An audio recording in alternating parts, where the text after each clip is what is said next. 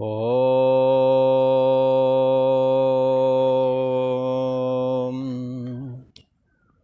ओम गुरु ब्रह्मा गुरु विष्णु गुरुदेव महेश्वरा गुरु साक्षात् परम ब्रह्म तस्मै श्री गुरुवे नमः। ओम सद्गुरुदेवाय नमः। योगेश्वर श्री कृष्ण भगवान की जय।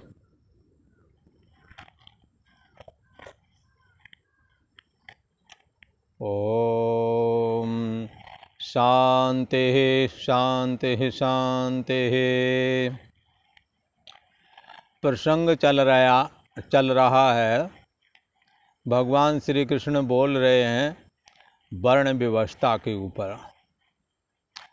भगवान श्री कृष्ण कहते हैं कि चातुर्वर्ण्यम मया सृष्टम गुणकर्म विभागशः तस्य कर्तारमपि माम विद्य कर्तारमव्ययम्। चारों वर्णों की स्थापना मैंने की है, उसका मैं करता हूँ। और किसी ने कहा महाराज आपने ये चारों वर्णों की संरचना की है तो इसका डिवाइड किस हिसाब से किया, क्या किसको आधार बनाया कि ये ब्राह्मण रहेगा, ये क्षत्रिय रहेगा, ये वैश्य रहेगा, ये शूद्र रहेगा, किसको आधार बनाया?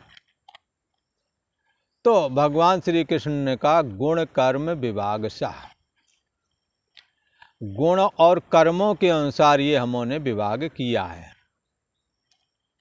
तो किसी ने कहा महाराज कौन से गुण, वो गुण कौन है जिनसे तुमने ब्राह्मण निश्चय किया, और वो गुण कौन है जिन्हों से आपने क्षत्रिय निश्चय किया, और वो गुण कौन से है जिन्हों से तुमने वैश्य निश्चय किया, और किस आपने वो गुण कौन से हैं जिससे शूद्र का निश्चय किया? ऐसी जिज्ञासा होने पर कहते हैं तो जो ब्राह्मणों के लिए निश्चय किया था उसके लिए तो कहा समोह दमस्तफा शौचम क्षांतिरार्जो मेयोचा। ज्ञान विज्ञान मास्तिक्यम ब्रह्म कर्म शुभावजम। मनुष्यों में जिन्हों के अंदर समह दमह, सम देखा दम देखा, सम कहते हैं मन के निग्रह को, दम कहते हैं इंद्रियों के निग्रह को। जिन्हों के अंदर समदम देखा और जिन्हों के अंदर तपह शौचम तपह कर्म देखा, पवित्र रहते हैं और शास्त्र का ज्ञान है जिनको, और आस्था हर जगह है, आस्तिक्यम ब्रह्म कर्म स्वभावजम। ये ब्राह्मण के कर्म स्वाभाविक हैं, स्वाभाविक ये उसके अंदर फुरता है कि मैं व्रत उपवास करूं, तप करूं, उसका जी करता है। तो मन और इंद्रियों के निग्रह के अनुसार ही और आस्था के अनुसार, तप के अनुसार ये जो दिव्य गुण हैं, ये जिनके अंदर स्वाभाविक थे, उनको ब्राह्मण कहा गया है, उनको ब्राह्मण की श्रेणी में रख दिया गया है। और दूसरे थे क्षत्रिय। क्षत्रिय के लिए कहते हैं कि शौर्यम तेजो धृतिर्दाक्ष्यम युद्धे चाप्यपलायनम दानमीश्वर भावश्च छात्रम कर्म शुभावजम। और हमारे मनुष्य भाइयों में ही जो शौर्य प्रदान थे, पराक्रम प्रदान थे, तेजवान थे। किसी का ये तेज क्या होता है? अरे आप कई घर में जब कोई माँ बाप आते हैं तो आप शांत रह जाते हैं, उनका तेज इतना है कि बच्चे चुप बैठे रहते हैं। और जो बाहर निकले नहीं कि हल्ला मचाने लगते हैं, माताएं रोकती रह जाती, मानते ही नहीं। और ये शौर्यम तेजो धृतदाक्ष्यम, कि तेजवान मनुष्य अपने तेज के बल से समस्त पृथ्वी पर शासन भी करते रहे। शौर्य पराक्रम था ही, तेज था ही। उदाहरण के लिए महाभारत में दुर्योधन का भी तेज मानना पड़ेगा कि उनके अत्याचार को बड़े बड़े भीष्म पितामह, द्रोणाचार्य, कृपाचार्य जैसे भी मौन होकर के देखते रहे। आप समझ सकते हैं कि दुर्योधन का तेज भी जरूर होवेगा, जब तो उनके सम्मुख ये लोग कोई नहीं बोल सके, जबकि ये बड़े ही पराक्रमी थे और इनका मुकाबला करने में उस समय कोई समर्थ नहीं था। पर शौर्यम तेजो धृतदाक्ष्यम युद्ध चापिपलायनम दानमीश्वर भावश्च छात्रम कर्म स्वभावजम। शौर्य पराक्रम जिनके अंदर स्वाभाविक है, हाँ, युद्ध में पीछे नहीं हटते, और दान देने की बात आए तो राजा शिबी की तरह अपना शरीर तक दान कर दिया। ये स्वाभाविक लक्षण क्षत्रियों में पाए गए, इसलिए वहाँ से क्षत्रिय वर्ण निश्चय कर दिया गया। और तीसरा वर्ण की स्वाभाविक निश्चित तब हुआ जब उसका देखा, तो उसमें क्या देखा? कृषि गौरक्ष वाणिज्यम वैश्य कर्म स्वभावजम। व्यापार धंधा करना, खेती बाड़ी करना, गौएं पालना, ये सब स्वाभाविक जिनों के अंदर था, जो धन कमाते थे, ये चीज़ स्वाभाविक जिनों के अंदर देखी गई, उनको वैश्य कहा गया। और परिचर्यात्मकम कर्म शूद्रस्यापि स्वभावजम। परिचर्या करना, सेवा शुश्रूषा में लगे रहना, अपना कार्य निपटाना, दूसरों के काम भी निपटाने में मदद करना, तो ये जो मेहनत वाले कर्म हैं, जिनको आजकल श्रम भी कहते हैं, श्रम को करने वाला श्रमिक कहलाता है, ये चतुर्थ वर्ण कहलाता है। ये परिचर्यात्मक कर्म शूद्रस्यापि स्वभावजम, जिन्हों में ये चीज़ पाई गई, स्वाभाविक मेहनत में रुचि और ये सारी चीज़ें जिनके में पाए गए, उनको शूद्र शब्द करके कहा गया है। बंदो, यहाँ शूद्र शब्द को अपमानित दृष्टि से कभी नहीं लेना, ये हमेशा से सत्कार योग्य शब्द रहा है। लोगों ने इसको कह करके इसको व्यर्थ में ही उस तरह से कह दिया। हो सकता है इसी तरह से लोग कभी ब्राह्मण को बदनाम करें, ब्राह्मण वर्ण को भी अपमानित महसूस हो। ये समाज जो है क्या है, एक दूसरे पर कई बार जो हमारे विधर्मी जो हमारे यहाँ आए और जिन्होंने हमारे को विघटन कराने के लिए इस तरह का विद्वेष फैला दिया है, वरना ये चार में से एक भी ना हो तो काम रुक जाता है। आपके चार बेटे हों, उन चार बेटों में से एक तो चाहिए जो सेवा आदि का काम देखे, एक चाहिए जो सुरक्षा आदि में, हाँ, और एक चाहिए जो कमाई धमाई, और एक ज्ञान प्रदान। पर ज्ञान प्रदान जब अपना काम करेगा, तीनों उसके पीछे लग लेंगे, और सेवा का काम आएगा तो सेवा के साथ में उन तीनों को लग लेना चाहिए। और यदि सुरक्षा की हो तो आगे तो सुरक्षा जो शौर्यम तेजो धृतदाक्ष्यम वाला चलेगा, पीछे ये सहयोग करेंगे। ऐसा नहीं कि एक काम बटा तो दूसरा वाला काम करेंगे नहीं। समाज की रक्षा का जब काम आएगा तो क्षत्रिय तो खड़ा होगा, बाकी भी तो लेकर के खड़े होंगे, अपना पुरुषार्थ करेंगे, अपने आतताइयों से बचने के लिए उसका साथ देवेंगे। इसी प्रकार श्रमिक वर्ग में, घर परिवार में यदि कोई काम लग गया, छोटा भाई कर रहा है तो अन्य भाई क्या उसकी मदद नहीं करते हैं? सभी करते हैं। इसी प्रकार कमाने वाला यदि कमा रहा है और दुकानदारी का काम है और दीपावली और वो मौसम आ गया तो सभी खड़े हो जाते, चलो भाई ये काम दुकान का आज ज़्यादा है, करवा लेते हैं। इसी प्रकार ज्ञान वाला है, अब ज्ञान वाला है, कोई मान लो उन्होंने कोई बहुत सारे पेज लिख करके या कुछ ऐसे तैयार किए हैं, तो लगता है कोई सहयोगी होता है, इनको ऐसा कर देता वैसा कर देता, तो उसका भी सहयोग वो करें। तो परस्परम भावयंता श्रेया परम अवाप्स्यति। ये चारों ही बराबर हैं, चारों ही सम्माननीय है, और चारों में एक ना हो तो समाज का काम नहीं चलता, परिवार का काम नहीं चलता है। इसलिए ये चारों का होना अनिवार्य है। वर्तमान में भी कोई चाहे समाज हो चाहे वो देश हो, ये चार वृत्ति रूप लोगों का होना बहुत ज़रूरी है। तो इस तरह से जब ये चातुर्वर्ण ब्राह्मण क्षत्रिय वैश्य शूद्र आदि जो मनुष्यों में ये विभाजन किया गया, तो किस आधार पर किया गया, ये बात क्लियर हुई कि गुण और कर्म। कर्म वो कैसे, तो बता दिया कि जिन्हों के अंदर तपः कर्म और सतोगुणी वृत्ति है, पवित्र रहते हैं, मन और इंद्रियों के निग्रह में लगे रहते हैं, उनको ब्राह्मण वर्ण करके कहा गया। बाद में इन्हीं से बाद में जाति प्रथा चल पड़ी, बाद में इसी को जाति के रूप में कहने लगे।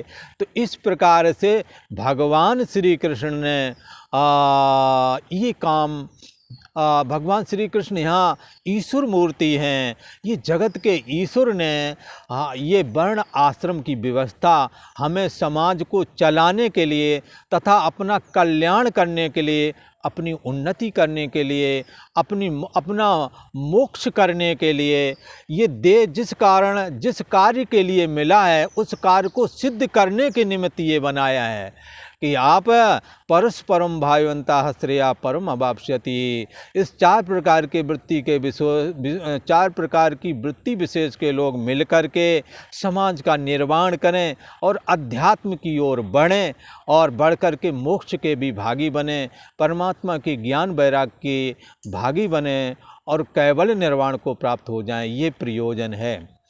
तो चार वर्ण तो बता दिए, इसी प्रकार चार आश्रम हैं। चार आश्रम, पहले ब्रह्मचर्य में शक्ति संग्रह के लिए ब्रह्मचर्य रहे, फिर उसके बाद गृहस्थ आश्रम में गए, 50 वर्ष तक वहाँ पर घर गृहस्थी का काम संपादन किया, फिर 50 से लेकर के 65-70 वर्ष तक हम जा कर के वानप्रस्थ में जाते हैं। घर गृहस्थी में जो पाप कर्म बन गए तो उनको निवृत्त करने के लिए तपः कर्म किया जाता था, तो लोग जंगल में जाते थे और तपः कर्म संपादन करते थे। अच्छा, और घर गृहस्थी का कार्य जो उनका बेटा या जो उनका वारिस होता था, बेटा बेटी, उसको सौंप करके जाते थे। पत्नी समेत इच्छा हो तो पत्नी समेत जाएं, पर पत्नी के जाने की इच्छा नहीं है तो पत्नी अपने बच्चों के साथ घर पे रहे और पति जाता था। तो इस तरह से बस जब 20 वर्ष तक जब इन्होंने ये वानप्रस्थ आश्रम में जब अपना तपः कर्म संपादन कर लिया, तब जाकर के संन्यास आश्रम में प्रवेश मिलता था। तो संन्यास आश्रम में ये बात बताई जाती थी, देखो वानप्रस्थ आश्रम में गृहस्थी में जो पाप कर्म बन जाते हैं छोटे मोटे, उनको निवृत्ति करने के लिए तपः कर्म किया और अपने को पवित्र बना लिया। जब पवित्र हो गए तो कहते हैं संन्यास का अधिकारी बन गया। अब सन्यासी जब हो गए तब कहा, न तुम देह हो न देह के संबंधी तुम्हारे हैं। देह जन्म से पहले नहीं था, मरण के बाद में भी नहीं रहता है। देह तुम नहीं हो, तुम देह के अंदर देह को जानने वाले हो, देह के दृष्टा हो, इंद्रियों को जानने वाले हो, इंद्रियों को शक्ति देने वाले हो, तुम मन को भी जानने वाले हो, तुम बुद्धि देश का जो साक्षी है वो तुम हो। इसलिए त्वम पदार्थ विवेकाय संन्यासा सर्व कर्मणाम। त्वम पदार्थ आत्मा का विवेक करने के लिए ये क्रम प्रक्रिया के अनुसार ब्रह्मचर्य, गृहस्थ, वानप्रस्थ, फिर संन्यास आश्रम में प्रवेश करता है और इस रहस्य को जानता है कि मैं क्या जानता है कि न मैं देह हूँ न देह के संबंधी मेरे हैं, और देह जगत का है, देह जगत में मिला है और जगत में ही मरने के बाद रह जाता है, पर जीव परमात्मा से अभिन्न है, इसलिए परमात्मा में लीन हो जाता है, ऐसा कहा। इसलिए हमने क्या करना है, इस परमात्म चिंतन के लिए ही हमने संन्यास ग्रहण करना, न कि निठल्ले रहने के लिए नहीं। अपना त्वम पदार्थ विवेकाय संन्यासा सर्वकर्मणाम। त्वम पदार्थ, अरे तुम, किसी ने कहा ये त्वम पदार्थ क्या है? अरे भाई लोग कहते हैं ये हम है, ये तुम हो, तो तुम शब्द का अर्थ क्या लगाएं?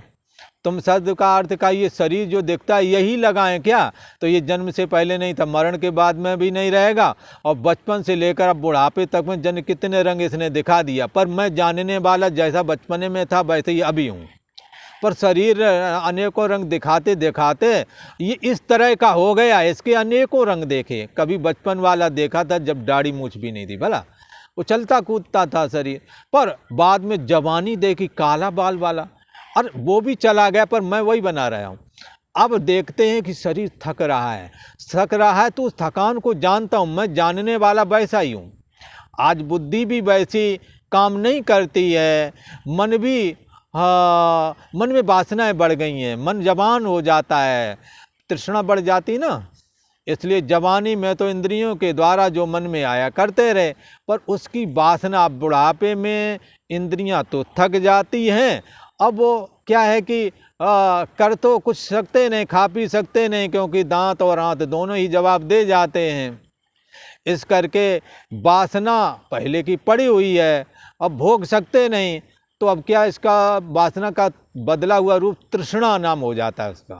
फिर वो तृष्णा से जलता रहता है। उस समय में इसे लगता है बच्चों की तरह मैं भी खेलूं कूदूं जैसे कि आजकल के कर रहे हैं, पर बच्चे वो अपने शरीर में तब्दीली लाने के लिए और भी कई प्रकार के प्रयास करते हैं, जैसे काला बाल कर लेना, उस तरह से कर लेना, पर इससे कुछ फर्क नहीं पड़ता है। इसलिए किसी ने ये कहा, तन की चादर ये मैली हो गई बाबरे, अब नया रंग चढ़ाने का क्या फ़ायदा। ये पुरानी चादर हो रही है तो पुराने लोगों में रहो, और पुराने जैसे जीते रहे वैसे जियो, ऐसा गीता मानो कहती है। तो इस तरह से ये चीज़ समझा, ये चीज़ है संन्यास आश्रम में उसे बताई जाती है। तुम आत्मा हो, तुम ब्रह्म हो, तुम देह नहीं हो, मन नहीं हो, बुद्धि नहीं हो, इनके धर्म नहीं हैं तुम्हारे। तुम चैतन्य वपु हो, एक अद्वैत सत्तात्मक चैतन्य हो, तुम परम ब्रह्म परमात्मा से सदा अभेद हो, पर देह से नहीं, मन से, बुद्धि से नहीं, इनसे रहित होकर के अभेद हो। ये यदि इनके साथ यदि करोगे तो गलत है। देह से परमात्मा से अभेद नहीं, देह तो जगत का, देह और जगत का अभेद है। ये देह जगत से मिला है, इसलिए जगत में ही इसको जला दिया जाता है, राख का ढेर बन जाता है, इसलिए जगत का और देह का अभेद है, मन और माया का अभेद है। पर ब्रह्म का और तुम्हारा जो चैतन्य सत्ता अंदर जिसको जीव बोलते हैं, इसका अभेद ब्रह्म से है, परमात्मा से है। तो इसको जानने के लिए त्वम पदार्थ, इसी को कहते हैं त्वम पदार्थ। त्वम पद का अर्थ क्या है? त्वम पद का अर्थ क्या है? तो त्वम पद का अर्थ आत्मा है। अहम पद का अर्थ क्या? अहम पद का अर्थ आत्मा है। तो अहम पद का सच्चा अर्थ जानने के लिए ही संन्यास आश्रम में प्रवेश किया जाता है, ऐसा कहा। तो इस तरह से भगवान श्री कृष्ण ने कहा, चातुर्वर्ण्यम मया सृष्टम गुण कर्म विभाग सहा तस्य कर्तारमपि माम, मैं उसका कर्ता हूँ। देखो, ये वर्ण व्यवस्था दी, वर्ण व्यवस्था के बाद सभी को अपने अपने काम में नियोजित किया, लगाया। ये काम लगाया तो फिर भगवान को मैंने किया ऐसा अभिमान होना चाहिए, पर भगवान को ऐसा होता नहीं। भगवान कहते तस्य कर्तारमपि माम विद्य कर्तारमव्ययम्, उसका मैं कर्ता जरूर हूँ, पर मैंने इस कर्तापन का अभिमान नहीं लिया। और कैसा हूँ? देह भी धारण कर लेता हूँ, सब कुछ करता हूँ, पर रहता हूँ अव्यय। आ माने नहीं, व्यय माने जिसका नाश न हो। रहता मैं अविनाशी हूँ, अकर्ता और अविनाशी रहता हूँ मैं। और जीव कैसा है? जीव को देह इंद्रिय मन बुद्धि से रहित नंगा करके इसके चादरें हटा दे जाओ, देह की चादर, मन की चादर, बुद्धि की चादर हटा दो, फिर जो नंगा जीव बचता है वो जीव वो परमात्मा से अभेद है। पर ईश्वर ईश्वर को क्या है, ईश्वर को ये सहज ज्ञान है कि मैं ब्रह्म हूँ, सभी सर्वाधिष्ठान हूँ, सारे जगत का एकमात्र आधार और अधिष्ठान हूँ, मेरे में जगत एक कल्पना है। ये सारी चीज़ें ईश्वर में स्वाभाविक होती हैं, ऐसा कहा। इसलिए जीव के लिए जीव में कहा, कहते हैं हो के अविनाशी जन्मा मरा है तो ये अविनाशी, पर अविनाशी होने पर भी ये है देह के धर्मों को स्वीकार करके जन्मता है। देह के जन्म को जन्म और देह के छोड़ने को मरण कहते हैं। इसलिए होकर के अविनाशी जन्मा मरा है। अविनाशी होते हुए भी ये जन्मता और मरता है। किस वजह से? मरने वाले का साथ करने से। देह इंद्रिय मन बुद्धि आदि ये मरण धर्म हैं और इनका साथ कर लेने से ये भी जन्मने और मरने वाला हो जाता है। पर बंधुओं, परम ब्रह्म परमात्मा भगवान श्री कृष्ण ऐसे नहीं। भगवान श्री कृष्ण जगत का काम भी करते हैं, सब कुछ करते हैं, पर देह मन और इंद्रिय आदि से अपना संग नहीं करते हैं। इनको स्वीकार करते हैं, इनसे कार्य करते हैं, पर इनको अपनी मैं नहीं मानते। पर ये जीव इनको अपनी मैं मान लेता है। इसलिए होके अविनाशी जन्मा मरा है। जन्मने और मरने वाला है। तो ये जीव और ईश्वर दोनों, ईश्वर और जीव को ऐसा कहते हैं, ब्रह्म रूपी समुद्र में ईश्वर और जीव दोनों स्थित हैं। अर्थात परमात्मा ही माया को स्वीकार करके ईश्वर कहलाता है और परमात्मा ही मन को स्वीकार करके जीव कहलाता है। यदि मन को छोड़ दें तो हम परमात्मा स्वरूप ही हैं और ईश्वर माया को स्वीकारता है पर माया को अपनी मैं नहीं मानता है। हम मन को स्वीकारते हैं पर मन को और देह को अपनी मैं मान लेते हैं। इस करके हम जन्मने और मरने वाले हैं। पर भगवान श्री कृष्ण कहते हैं, उन्होंने कहा मेरे को ये सब मैं कर रहा हूँ तो भी मैं अकर्ता हूँ, करने वाला नहीं, करने का अभिमान मैं लेता ही नहीं हूँ। होके अविनाशी, ये तो देह का संग करके अविनाशी होते हुए जन्मने मरने वाला। और भगवान श्री कृष्ण मरण धर्मा शरीर, जैसे हम आप धारण करते हैं ऐसे उन्होंने भी अवतार ग्रहण किया, पर उसका साथ नहीं किया। मैंने किया, मैं भोगूंगा, ऐसा बुद्धि अभिमान करते हैं। पर बुद्धि से वो काम ले लेते हैं पर बुद्धि के अभिमान को नहीं लेते हैं। इसलिए वो अकारता हैं। और देह उन्होंने लिया, देह वो छोड़ेंगे। छोड़ना और उनका देह का पकड़ना, प्रकट होना और अदृश्य होना है। इसलिए ऐसा करते हुए वो अकर्ता ही हैं और अविनाशी ही हैं। उनको कभी न जन्म होता है न कभी मरण होता है। ऐसे परम ब्रह्म श्री कृष्ण भगवान को मेरा सदा नमस्कार है। ऐसे भगवान श्री कृष्ण की वाणी को हम हृदय में धारण करें। ये वर्ण आश्रम के विषय में ये श्लोक कहा गया है, चातुर्वर्ण्यम मया सृष्टम गुणकर्म विभाग सा तस्य कर्तारमपि माम विद्य कर्तारमभ्यम। और आज इतना ही कहते हैं। ओम शांति शांति शांति।